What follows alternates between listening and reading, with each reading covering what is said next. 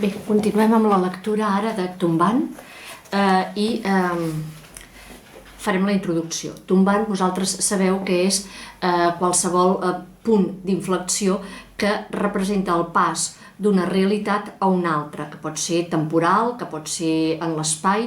En aquest cas és el pas d'una experiència vital i personal a una altra. Per tant, està en aquest punt de tombant entre la nit i el dia, entre un segle i l'altre, doncs ell està també en un tombant en el curs de la seva pròpia existència i de la seva pròpia aventura personal. Mireu que tenim una altra divisa, una altra mena de lema, que ens servirà per aclarir el sentit dels poemes i que fa així: una dona sense un home és com un peix sense bicicleta, anònim. Forma part d'una dita popular que circulava i que venia a dir doncs, que una dona sense un home era no res, és a dir, no era ni tan sols concebible, era aquest fet, aquesta imatge irracional d'un peix sense bicicleta, que és un absurd. Per tant, una dona sense un home era això, inviable, una realitat absurda. Ella utilitzarà, Marçal utilitzarà aquesta imatge poderosa de l'absurd per, d'alguna manera, plantejar el fet de la solitud, i la solitud renunciant a una experiència, aventura amorosa que representava cadena, que representava lligam. Per tant, el trencament, el tall amb aquesta vivència que la porta a la solitud és assumida perquè és buscada i, per tant, d'alguna manera plenament feta en plena consciència. Ara anem, doncs, a veure el primer poema, que fa així: avui, 21 de desembre, fixeu-vos que hi ha aquesta voluntat de fixar la data, i la data coincideix, que no se us escapi, amb el solstici d'hivern, l'entrada de l'hivern, per tant estem en aquest tombant de l'any i en aquest tombant també de la pròpia existència. He sortit al balcó, sota una pluja que ja amainava, he vist els testos, les olles, els pots de conserva plantats, d'atzabares, de cintes, begònies, geranis i cactus, de cabellera de la reina i d'alegria de la casa, i el gessamí, que si se'n mor, no se'n mor. Fixeu-vos com hi ha tota una enumeració, diguem-ne, acumulativa, a vegades asíndeton, a vegades amb polisíndeton, però que d'alguna manera fa un crescendo, dona un crescendo al poema i que recupera elements molt domèstics, com abans us havia assenyalat al principi. I fixeu-vos que aquests elements són marcadament vegetals, d'acord? És a dir, ara els elements mar, cavall, lluna, d'alguna manera no hi són tan presents com els elements flors, plantes, d'acord? Per què? Doncs perquè a mesura que anem avançant veurem com aquests elements vegetals s'identifiquen, igual que la nit i la lluna i l'aigua, amb el femení, per dir-ho així, i la recerca d'identitat de Marçal tindrà a veure moltes vegades amb l'assumpció de gènere, amb totes les conseqüències, d'acord? L'assumpció de la seva feminitat, del seu jo dona, per dir-ho d'alguna manera, i s'identificarà simbòlicament amb el món vegetal, d'acord? Fixeu-vos que al principi, en els primers poemes, trobàvem l'albera, és a dir, aquesta riba, aquest espai plantat d'àlbers, un tipus d'arbre, però a mesura que avancem, arbres i plantes es faran més presents.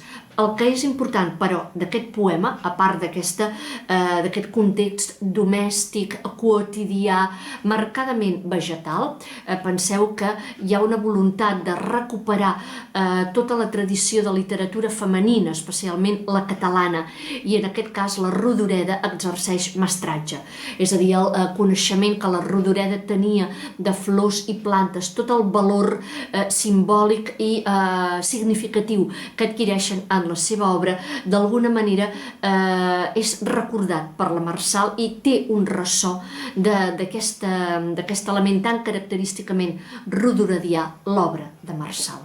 Però l'important, us deia, d'aquest poema és el seu tancament. Les dues els dos versos finals, que són com un epifonema, és a dir, que aclareixen el sentit de tot el poema. Feia molts dies que no sortia al balcó, corrent darrere d'amors i d'altres coses. Aquests punts suspensius que d'alguna manera deixen obert el poema, el sentit d'interpretació del poema. És a dir, d'alguna manera retorna a la vida, encara que sigui la petita, la quotidiana, la prosaica, i retorna perquè l'aventura amorosa, que ha acabat en desfeta, que porta dol, que porta ferida, com hem vist abans, l'havia absorbit. I per tant, ara ja és en el tombant, ja està tancant aquella aventura, aquell episodi, obrint-ne un altre i retorna al balcó. He tornat al balcó. Fixeu-vos en aquest moviment de retorn. Per tant, aquesta seria una mica la tònica d'aquest poema i d'aquesta secció. Tombant. Anem al 3, que fa així, com un peix sense bicicleta, i recuperem aquella divisa que obria tombant, cerco el meu cor entre les ones. Us ho deia abans, és una recerca d'un mateix, per tant, el propi cor.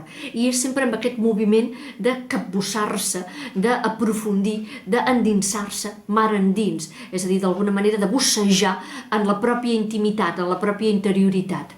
Alço la copa on mor la lluna en vi molt dolç.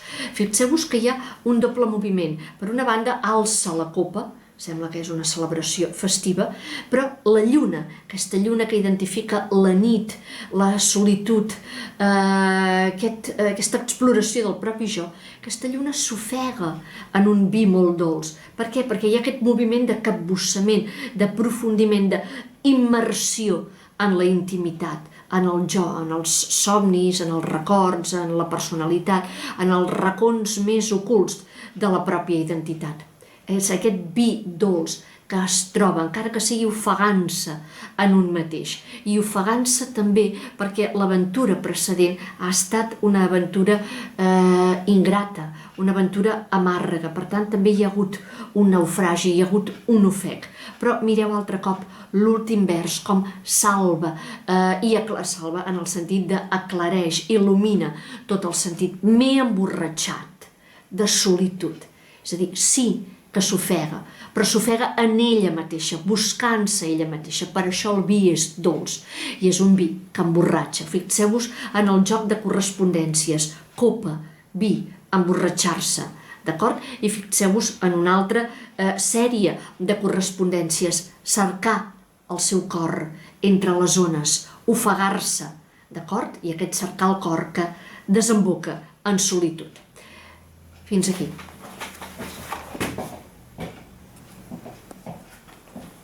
Continuem amb el 6, el poema 6, molt breu. Aquests poemes a vegades són d'una factura que recorda el haiku, d'acord? Epigramàtica, és a dir, semblen una sentència, que tan sols són 3 versos, i mireu com hem perdut aquell to popular, aquella musicalitat i el vers tan curt, la tornada, els versos, les formes anafòriques i repetitives, perquè som en un altre espai, també en un altre espai poètic. Mireu que diu així: de primer van foradar-me les orelles i de llavors ençà dur carracades. No prengueu aquest bosc per una alzina.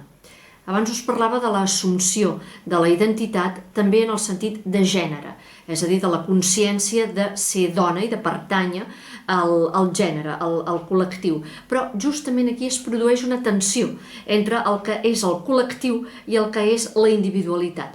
Fixeu-vos que comença amb un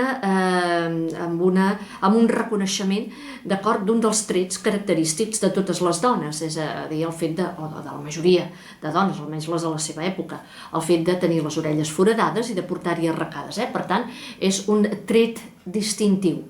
És un tret distintiu que les identifica com a grup, com a col·lectiu, d'acord? Però mireu com l'últim vers desencalla el sentit de tot el poema. No prengueu aquest bosc per una alzina, és a dir, que no es confongui el col·lectiu amb la individualitat. Ella sí és bosc, és a dir, ella és dona com totes les altres dones amb barracades i forats a les orelles. Funciona per metonímia, aquest element és un element únic, un detall que es pren per tota la realitat dona. És a dir, ve a dir que les dones tenen un rol social i ella hi pertany al col·lectiu, però aquesta etiqueta social que les identifica i que les sotmet a un rol no és la seva identitat. Ella no és només etiqueta i cap dona no és només l'etiqueta i el rol que li penja la societat. Cada dona no és bosc, no és només un element del bosc. Cada dona és una alzina i és diferent, encara que pertanyin al bosc, però no són tan sols el col·lectiu, no són tan sols l'etiqueta genèrica, són una altra cosa, són identitat, i identitat diferenciada, encara que pertanyin al col·lectiu i al conjunt i al grup, d'acord? Encara que pertanyin al gènere i hi hagi trets que les identifiquen, cadascuna és individual, diferenciada, autònoma i diferent. Aquesta és la idea. Ara anem al següent, al 8. Fixeu-vos que fa així. Ja no manartes, vol dir captives. Sol, vaixell salvat a l'ombra. Fixeu-vos en aquesta metàfora en aposició, que és per mi també potent i bonica.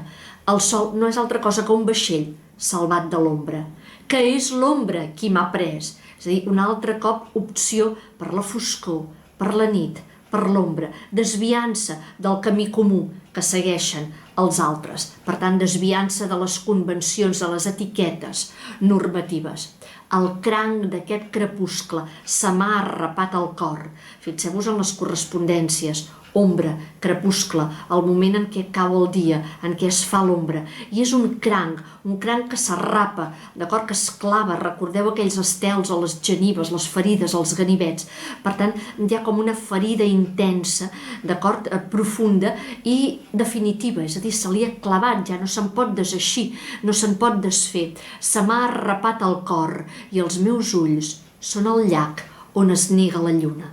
Altre cop la lluna ofegant-se, la lluna negant-se i els seus ulls, d'alguna manera aquest reflex del propi interior, són un llac d'aigua, un llac on mor aquesta lluna. Per tant, altre cop aquesta voluntat de ser ella, de cercar-se, de trobar-se i de fugir d'alguna manera de les convencions i de les normes.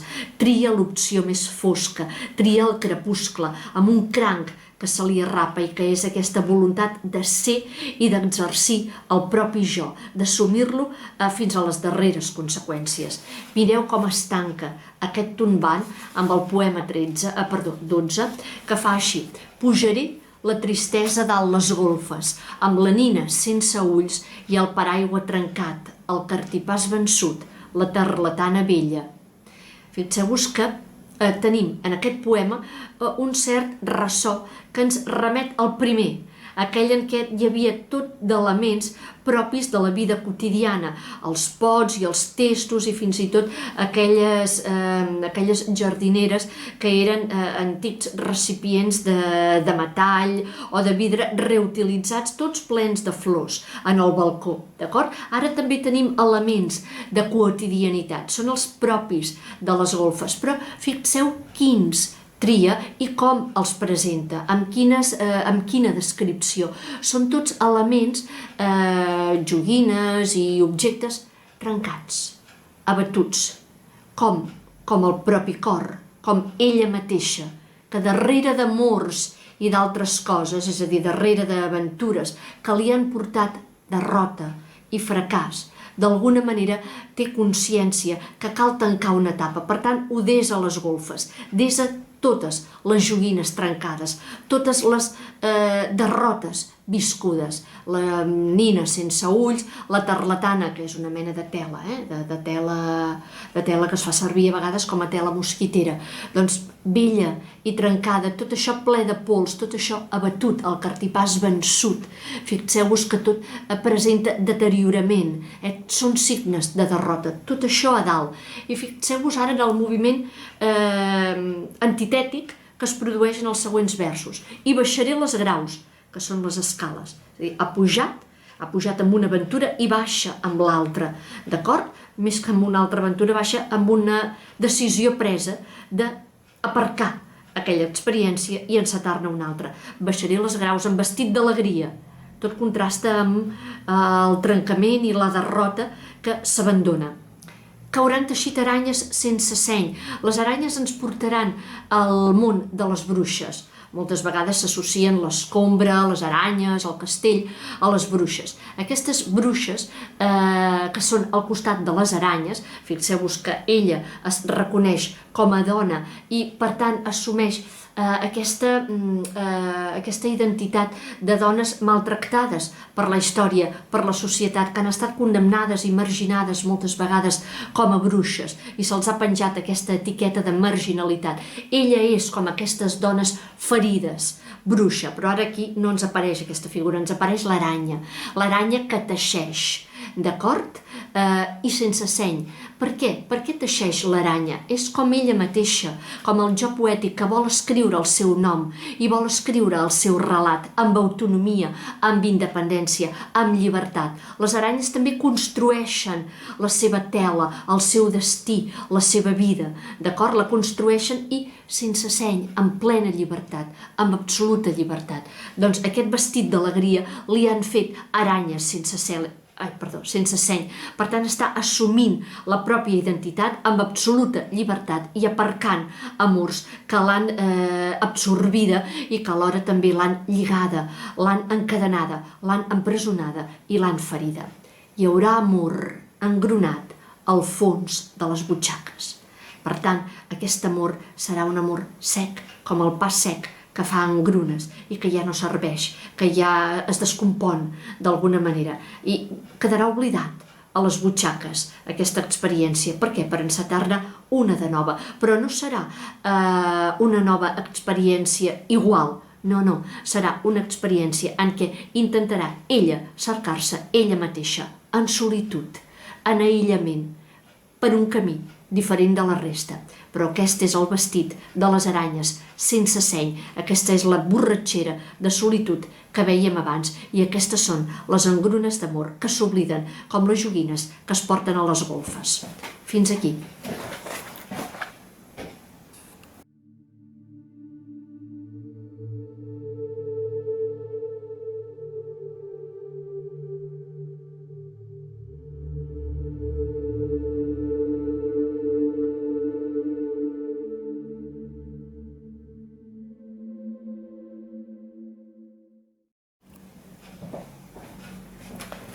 Anem a continuar amb Foguera Joana. Fixeu-vos que ja el títol és molt revelador. Hi ha una al·lusió a Sant Joan i ho haurem de tenir present perquè Sant Joan és una festivitat, és l'altre solstici. Recordeu que tombant el situàvem en el solstici d'hivern, ara Sant Joan se situa al solstici d'estiu i sabeu que és un moment privilegiat i un moment amb unes poderoses connotacions amoroses. És el moment d'esclat de la natura i per tant també d'esclat de les passions, dels sentiments, dels enamoraments. Sabeu tots els rituals màgics entorn de la nit de Sant Joan, les plantes i les herbes aromàtiques que tenen poders per enamorar joves i donzelles, etc. Però fixeu-vos que aquest foc de Sant Joan, portador d'amors i de relacions entre homes i dones, és una foguera joana. Per tant, ja tenim la reivindicació de l'element femení present, d'acord? Fixeu-vos-hi perquè d'alguna manera veurem de quina forma s'hi arriba al llarg del poemari. Foguera Joana. En aquest cas farem una selecció també de composicions i optarem per les següents: 1, 2, 5, 7 i 9. Comencem amb la 1. Damunt un cel de fil amb unes vores fetes de punta de coixí, avui regna la lluna, amor, i cap flor no es tanca. Fixeu-vos com el context, per tant, ja està perfectament dibuixat, esbossat. És un cel dolç, no és ni negre ni és fred, és un cel de fil, per tant tènue, lleuger, com ho són les nits d'estiu, d'un estiu que comença, fet de vores que semblen de puntes de coixí, d'acord? Fixeu-vos aquest element tan delicat i tan subtil que ens torna a remetre a un món domèstic, al món de les vores, de les teles, i fetes de punta de coixí, per tant, molt delicades, molt artesanals, a un món també femení, al món de la costura, al món del teixit, d'acord? I fixeu-vos que és un àmbit, aquest que apareix en aquesta composició, que ens remet, com us deia abans, a un marc privilegiat per a l'amor. La lluna és plena, la lluna il·lumina tota la nit, és una nit clara i a més cap flor no es tanca, totes estan preparades per exercir la seva acció amorosa, el seu poder sobre homes i dones per enamorar-los. Anem a la 2, amic. Per tant, ja estem en un context, amic-amant, d'acord, en un context amorós. I la invocació és clara, l'apòstrofa al tu destinatari del poema. Amic, et citaré el cor d'una petxina. Recordeu la imatge i el símbol de la petxina, naixement d'Afrodita Venus, com a element eròtic i amorós per excel·lència. Petit ocell, ajoca't en el pit de l'onada. Fixeu-vos en quin joc d'elements estem d'alguna manera invocant el femení i el masculí. L'ocell masculí que vola, que es mou, ajoca't, és a dir, reposa en el pit de l'onada, aquesta onada que és la mar i que és acollidora en el seu pit, un pit que abraça, que acull, per tant, d'alguna manera és una crida a l'amor. Dóna'm la llengua, amor. Insistim-hi, abans era amic, ara és amor. La llengua, ja estem en un marc molt eròtic, és a dir, la relació a poc pren tota una connotació sexual. Ja no parlem només de sentiment o d'aventura fracassada o feliç, sinó que estem parlant d'elements clarament amb connotació sexual. Dóna'm la llengua, amor, dóna'm la sal. Mireu la correspondència amb el mar, amb l'onada, d'acord? Estem en aquest context. I dóna'm també aquest dolç llangardaix que em du follia quan s'enfila per l'herba.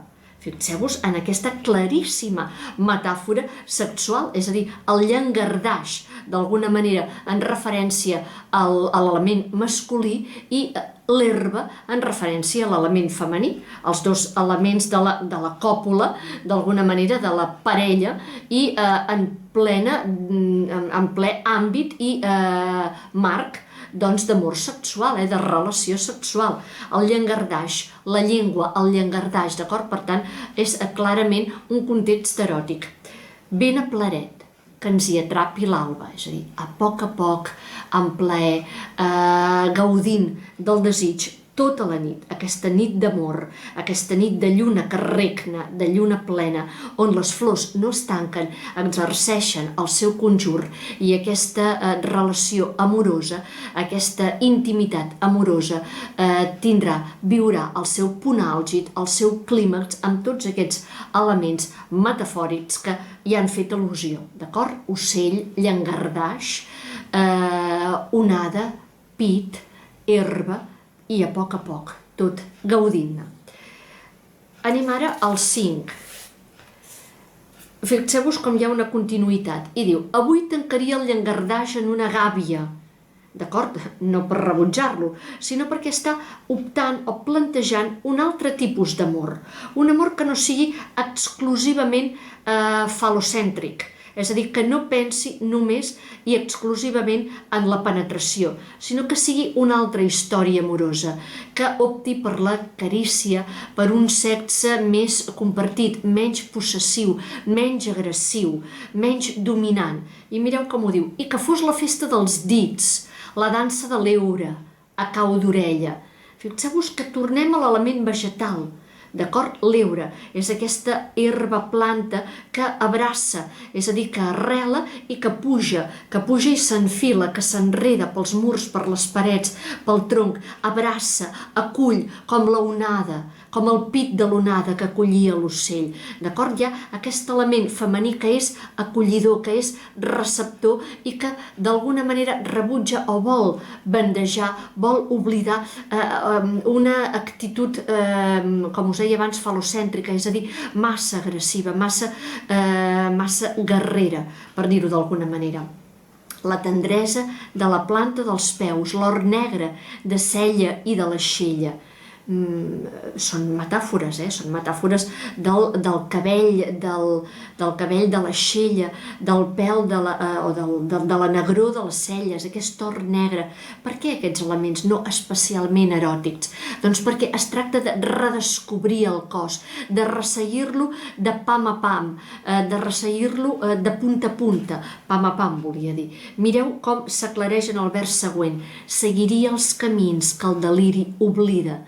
És a dir, quan estem en el punt àlgid de la relació convencional entre home i dona, el deliri, el desig d'amor, d'alguna manera el desfici de l'amor, el neguit de l'amor, ens fa oblidar aquests camins de la carícia dolça, tendra, quieta, a poc i suau, i ara els hem de recuperar. Un altre amor és possible, o una altra forma d'amor. Mireu com continua. Seguiria els camins que el deliri oblida amb pas molt lent, com el bou que llaura aquest paisatge de lluna gitana, de lluna plena, de lluna d'estiu, d'alguna manera. Però com ho fa? Com el bou que a poc va resseguint, va deixant el seu solc en la terra, aquest element que també és receptor i també és femení. Doncs així, resseguint a poc el cos, resseguint a poc la pell, tots els racons fins a l'or negre de cella i aixella. Així hauria de ser aquest nou amor. Per tant, està formulant una nova opció, una nova proposta de relació amorosa, que no passi per aquest combat masculí, femení, que és a vegades agressiu i que és excessivament possessiu. Fins aquí.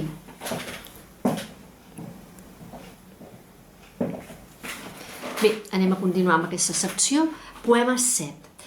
Mireu com té vinculació amb el que acabem de llegir.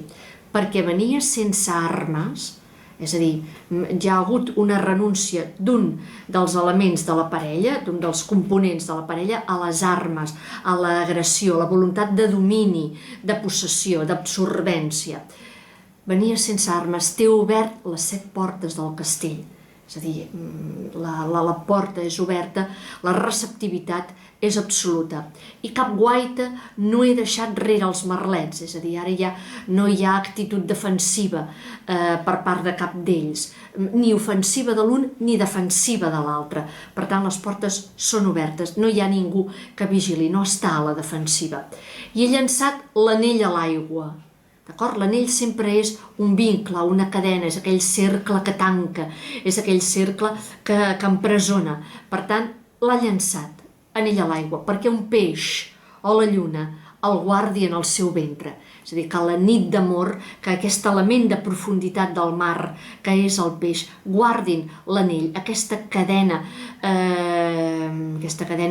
de la convenció, de l'amor convencional, doncs desaparegui, que algú se l'empassi i no torni a aparèixer. D'acord? Fixeu-vos en aquesta reflexió, tot apunta cap a una nova forma d'amor. I acabem, el 9, lluna negra. Fixeu-vos el contrast, la lluna és blanca habitualment, però ara és negra i en veurem la raó. Veniu a ple records, és a dir, veniu tots, veniu tots els que vulgueu, records, i atieu la foguera. És a dir, d'alguna manera reaviveu aquest foc de Sant Joan, que és el que donava nom a la secció. És una foguera. Atieu-la, és a dir, vivifiqueu-la.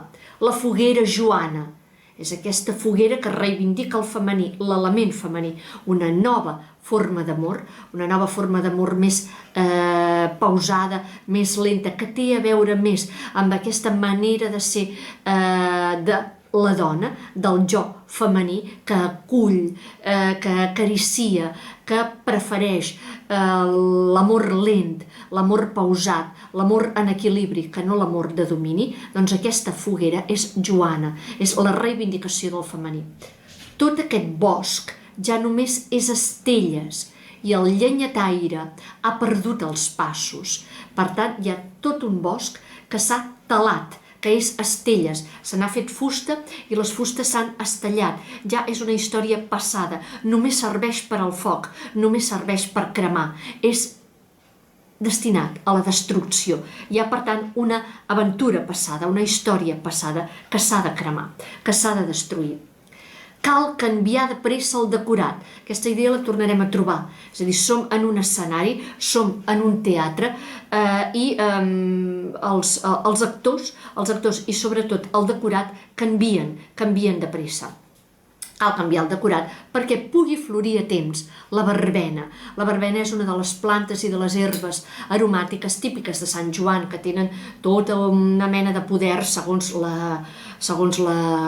el pensament popular, segons la mitologia popular, tenen una sèrie d'accions màgiques sobre els joves i les joves, de manera que propicien l'enamorament, els amors, els vincles, els matrimonis, etc. Ha de tornar a florir, perquè la història d'amor ha de ser nova, ha de ser una altra. La passada ja és passada i només serveix per la foguera Joana. Fixeu-vos, doncs, com aquest element femení cada vegada pren més un aire i un to més reivindicatiu i s'aparca un tipus d'amor, de relació en què l'element masculí era el dominant, era fal·locèntric, androcèntric, si ho voleu així, i l'opció és per a un altre tipus de relació, per a una altra mena d'amor. Fins aquí arribem, doncs, amb aquestes 3 seccions.